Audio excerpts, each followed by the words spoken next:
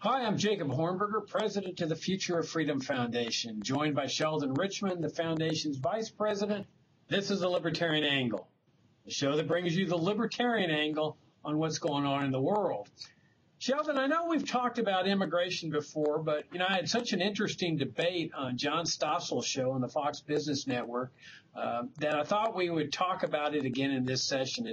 It's clearly one of the burning issues. We're faced with chronic immigration chaos and crises, and then debating this guy, Mark Krikorian, from an organization called the Center for Immigration Studies, just caused me to start reflecting again about how bad conservatives are in this area.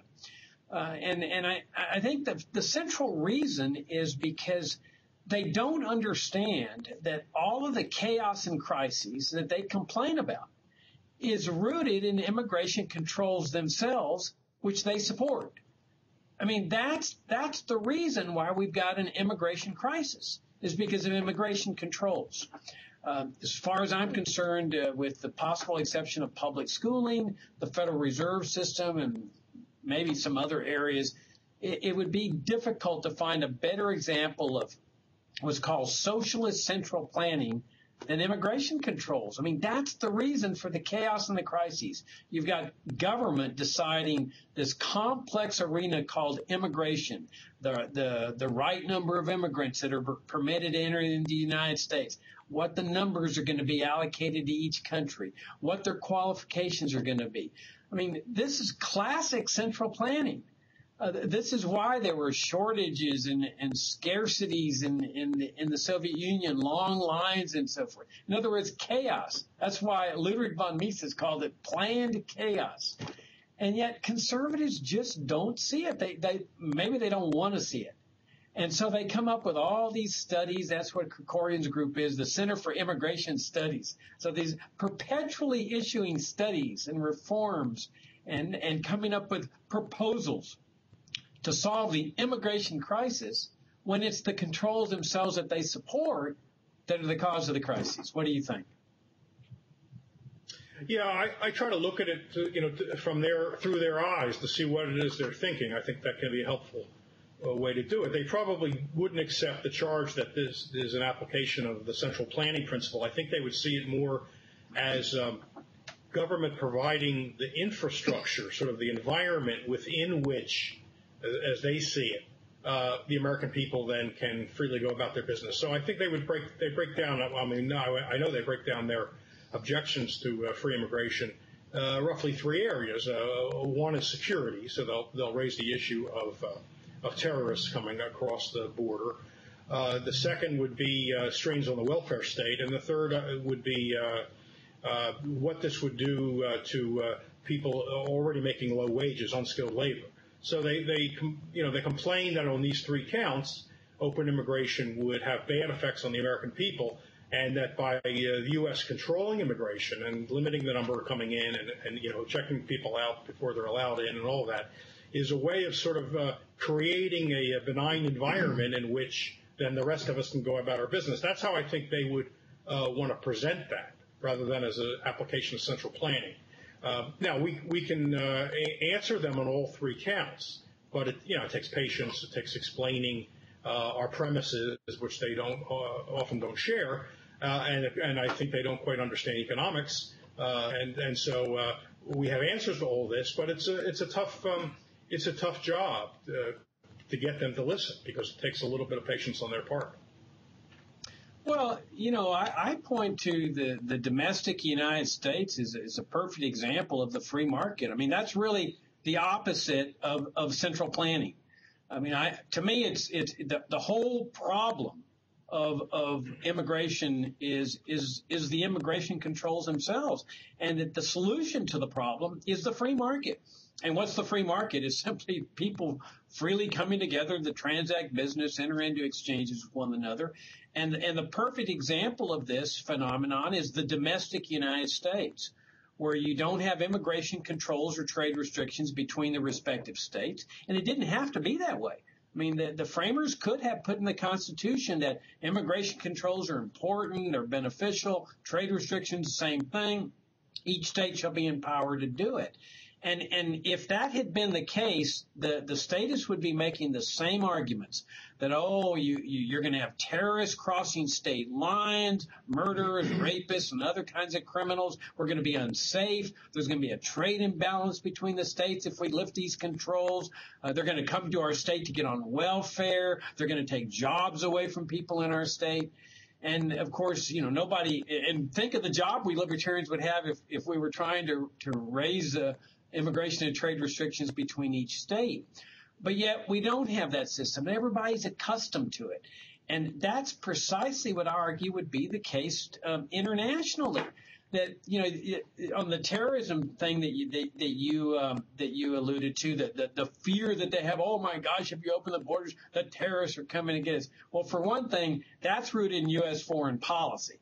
I mean, if you want to get rid of that risk of terrorism, well, then just dismantle the empire and bring all the troops home, stop the bombing and the assassinations.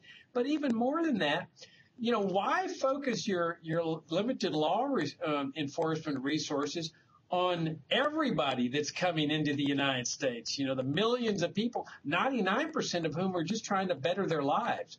Wouldn't it be better to focus on the people that are intent on committing crimes? I mean, that's what our criminal justice system is all about. We don't want the police spying on everybody, monitoring everybody. We want them taking leads, going after the people that are committing the actual crimes. Well, right, and I imagine they'd say at that point that terrorism is not their only reason for wanting some kind of immigration control or border control. Because they would say that's just one of the reasons. The other two reasons I already offered. So they'd say, sure, you could just concentrate on people where you have some sort of actionable information that, John Jones is planning to come in and he's got a record of terrorism. They would say the reason that's not enough is these other reasons I gave. They're concerned about depressing wages of low income people and also strains on the welfare state, not wanting people to come in who just plan to get on the welfare state. So we need to answer those in itself. I can't take them all three in a vacuum because each one of them in a vacuum because I think the people who oppose our position generally would want to cite all things. So it's not enough to just say, well, about problem A, here's how you address it, because they would say, well, what about B and C? As far as early Americans not enshrining immigration control in the law or the Constitution. Of course, back then they wanted people. It was a very sparsely populated country at that point, and so they maybe looked on foreigners a little differently. But you got to remember that before the 1790s were over, the Adams administration passed the Sedition Act because they were the Alien Act to go along with the Sedition Act because they were afraid of French agents. So it's really not the first time that maybe they weren't terrorists, but they were considered malign agents of a power that they didn't like, the Federalists, that is. The Jeffersonian Republicans didn't mind them so much. So there was some concern about that. I don't think we should leave it to say that there was no concern about people freely coming into the country. At times there were. Of course, later on there was concern about the Chinese, but that wasn't so much terrorism or agents of a foreign power. That was concern about preserving jobs or keeping wages up. So it's a multi-pronged thing, and like I said, we have good answers to it, rooted in good economics and good moral philosophy. But we got to get their attention so they'll listen to us. Well, why don't we address those? What is your response then to these three concerns that you've raised that you've said the conservatives raise? Right. Well, on the terrorism, I think you covered that quite well, and it does lead us into a discussion of foreign policy, which of course makes our job more difficult. We have to say, okay, now we need to talk about foreign policy. And then we need to talk, in particular, let's get real specific about U.S. policy in the Middle East and the ways in which it's made people angry and wanting to come over here to get vengeance. So now it seems like we've left the immigration argument, and some people, their mind will wander and say, I don't know why we're talking about foreign policy. So we have to work hard to show the connection. On the two other things, the welfare state and the economics or the low wages, again, well, that takes a lot of good economics and political theory. On the wage issue, I mean, there is some data we can use. I mean, Brian Kaplan has written quite a bit about this at George Mason, and he points out that the economist who's most vehement about controlling immigration in order to protect low-income wages, even he, and again, Brian says this is the hardest core economist on this point. Even he finds only a very small depression in wages for a very small segment of society. I mean, under I don't know, I think it's under 5% of the society. So if you take the economist's case, who most wants to control immigration on behalf of low-income workers, he's not arguing that there's very much damage being done, and that's supposedly the worst case. On the welfare state idea, it seems to me there's a lot of ways you could go on that. My stock answer has been, if you desire to get rid of the welfare state, because not everybody wants to do that, of course, but if you do, it seems to me what you don't want to do is save it from all the stresses and strains. So if you have free immigration, we can use that to cause people to question the existence of the welfare state, that there ought to be taxed, people ought to be taxed to provide benefits to other people. If you save it from all the stresses and strains, aren't you then protecting the welfare state? And why would you want to do that if you oppose it? So I think those are the lines along which I would answer those people. All right. Well, I think you brought up a good point, because it seemed to me that those were essentially the main points that Krikorian was bringing up. But the way I look at it is we live in a dangerous world. Whether there's foreign interventionism or not, there's murderers here in the United States. There's rapists. There's robbers. And they cross state lines every day. There was I brought up on the Stossel show about the D.C. snipers. They were going from Maryland to Virginia and crossing back and forth. Well, we didn't impose controls, travel restrictions. We weren't checking every car as it was coming across the border. Instead, the police just kept getting leads that focused in on the snipers themselves, and they ultimately caught them. To me, the terrorism problem is no different. That if somebody wants to come into the United States to do harm, they're going to come in. I mean, you got 10 million illegal aliens here. Even if you set up a Berlin Wall along the southern border, people that want to come in can come in. I mean, people were crossing the Berlin Wall that were intent on crossing. And so the idea that we should sacrifice our freedom, and immigration controls are an assault on our freedom as well, in order to keep us safe, I find abhorrent. And this is one of my objections to conservatives, that they're always willing to sacrifice trade liberty for the pretense of security when they really don't get security at all. And what they end up doing is they get this police state in the attempt to keep us safe. That's why you got these highway checkpoints in the Southwest, which was just shocking when Krikorian on the Stossel show defends these things. I mean, this is shades of the Soviet Union going through these highway checkpoints. And yet that's an essential part of enforcing immigration controls, along with that Berlin fence that I thought was going to solve all the problems. On the welfare state, it's a simple thing. All you got to do is pass a law saying non-citizens are not entitled to welfare, and you'd be doing them a favor. So that's not really part of the deal. I think that you should exempt them from the taxation to support your stuff. But even if you don't, there's a way around that. But, the thing that's important for us libertarians is that we never be cornered or maneuvered into supporting an assault on liberty, which is immigration controls, like conservatives have. That we should never be maneuvered into joining the statists because the statists believe in the welfare state. And on the other one, the job displacement, that's just nonsense. That historically we've seen that immigrants bring in a vitality, an energy, a work ethic that it may displace people at the bottom, but produces so much extra economic prosperity that now jobs are opening up for the people that were formerly displaced into higher paying jobs that require more education, more skills that the immigrants unable to do. So all in all, history has shown, American history showed that open immigration is a great boon to a society, economically speaking. Right, and one of the misleading things one of the things that lets the economic opponent of immigration get away with it is that not since we don't have a free market economy, we don't see the kind of freedom to be an entrepreneur and create jobs and other opportunities that we would see that we would otherwise see.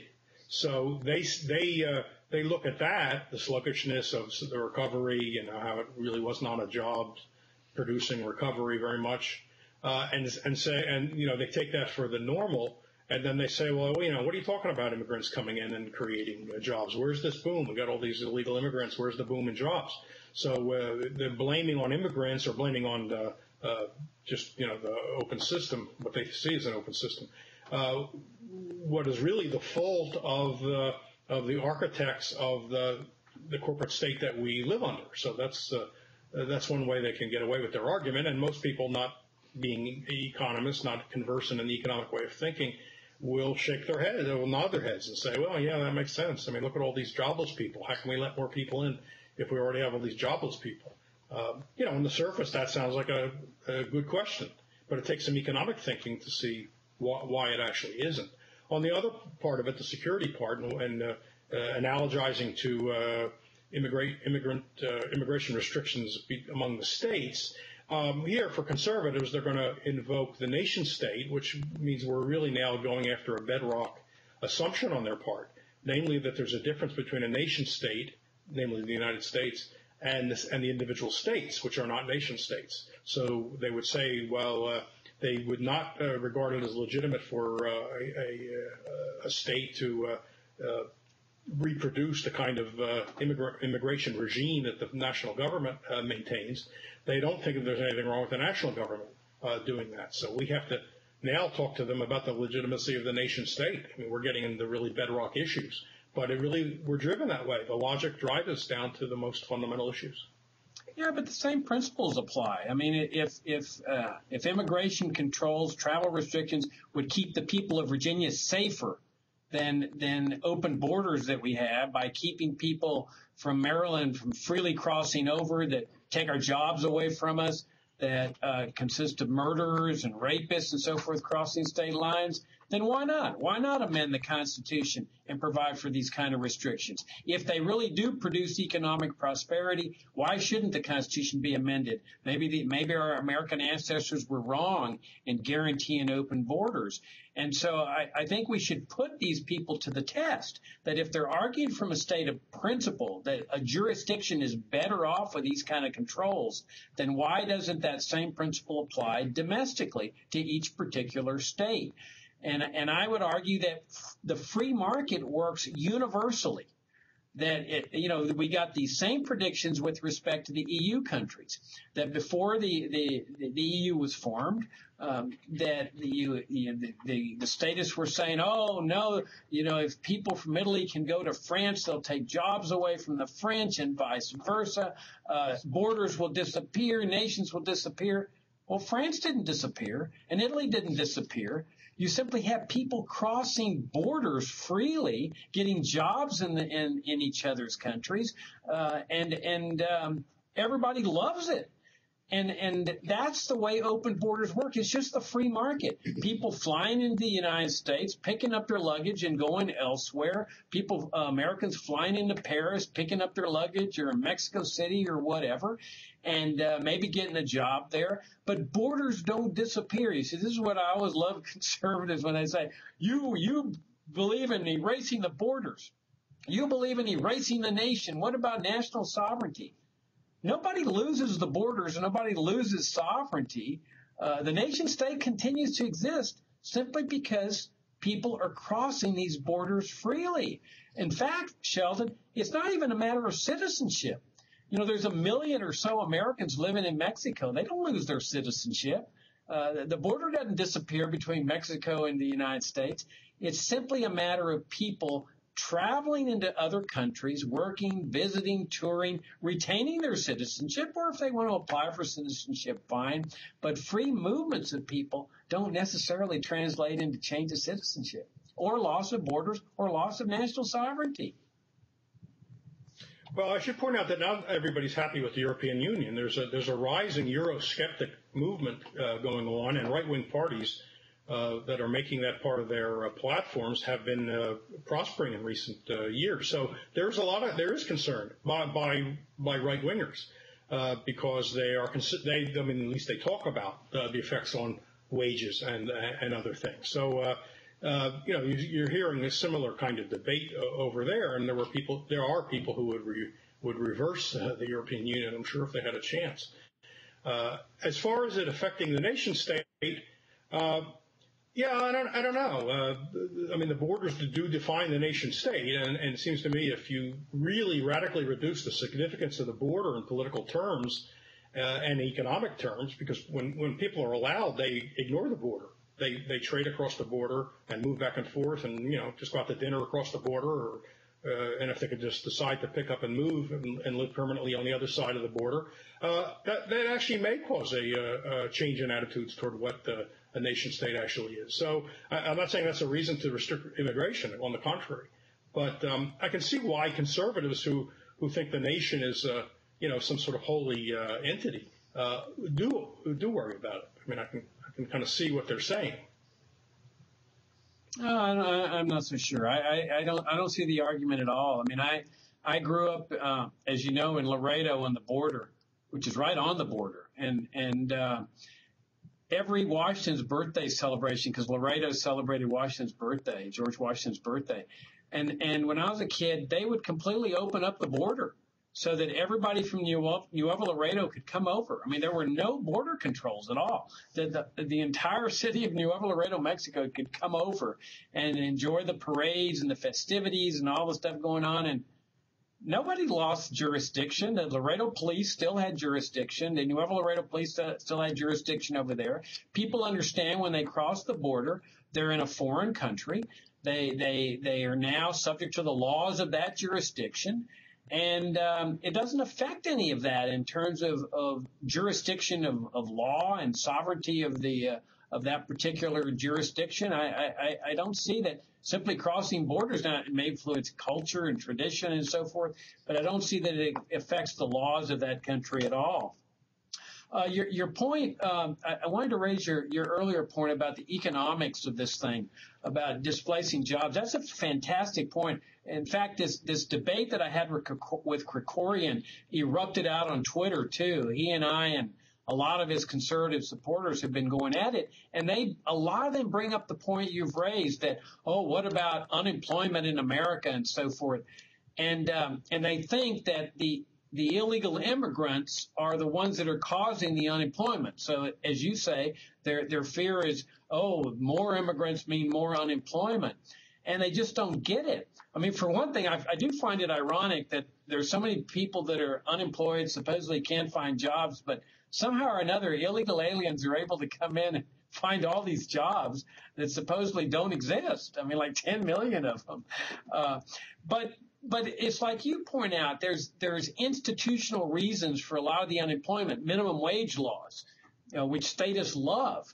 I mean, that to me is one of the greatest causes of unemployment because they lock out of the labor market. I've talked about this numerous times. They've got a chronic 40% unemployment rate among black teenagers. That's because of minimum wage laws. And you've stressed the importance of licensure laws and permit restrictions and all these other kind of institutional barriers that government imposes to people getting jobs.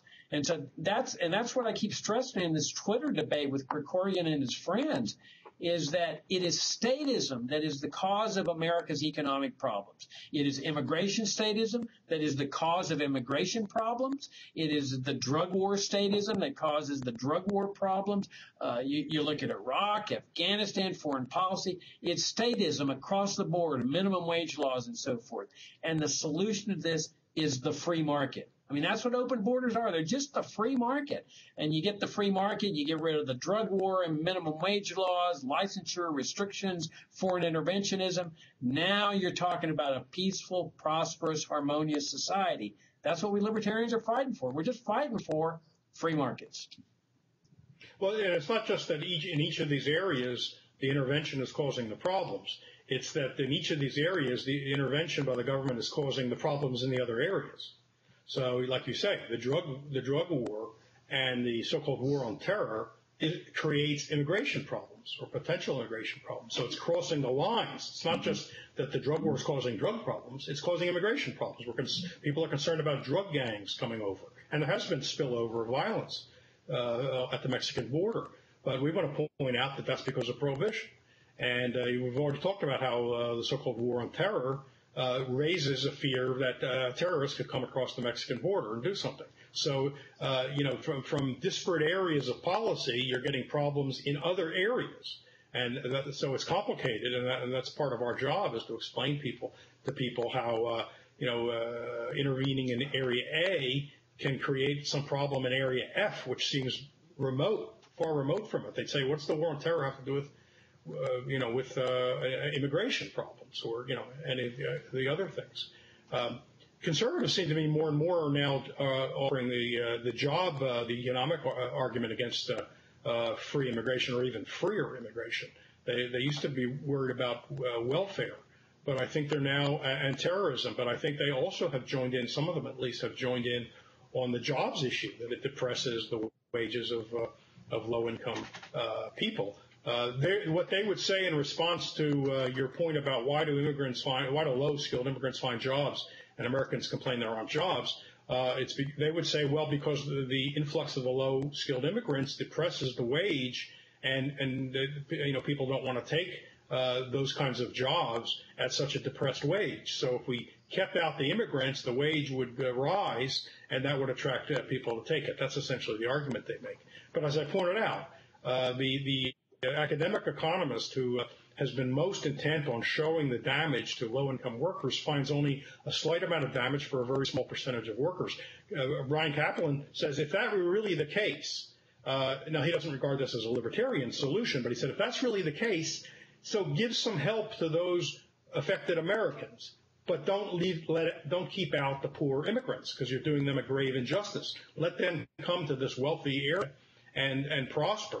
And if it's hurting a small percentage of low-income Americans, okay, so give them some supplement. Now, I'm not adopting that, and Brian's not adopting that. He's just saying that's preferable to keeping poor people out of the country because you're doing such an inhumane act to those people.